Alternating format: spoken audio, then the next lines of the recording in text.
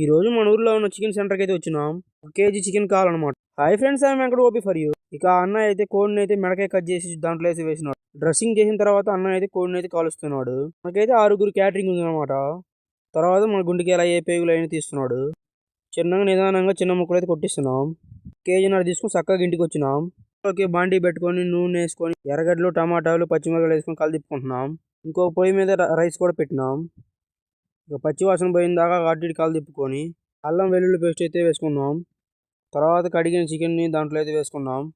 మీలో ఎవరికైనా మా క్యాటరింగ్ సర్వీస్ కావాలంటే డిస్క్రిప్షన్లో ఫోన్ నెంబర్ ఇస్తాం, కాల్ చేయండి. తర్వాత 1 టేబుల్ స్పూన్ ఉప్పు వేసుకున్నాం. 10 నిమిషాలు ఉడికిన తర్వాత మళ్ళీ ఇది కలిదిప్పుతున్నాం. అటు ఇటు కలిదిప్పుకుంటున్నాం.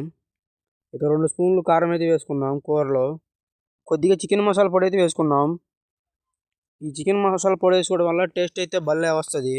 చికెన్ అయితే టేస్ట్ బాగుంటుంది. తర్వాత కోకోనట్ పౌడర్ కూడా వేసుకున్నాం. చికెన్ అయితే గుర్తుగా వస్తుంది.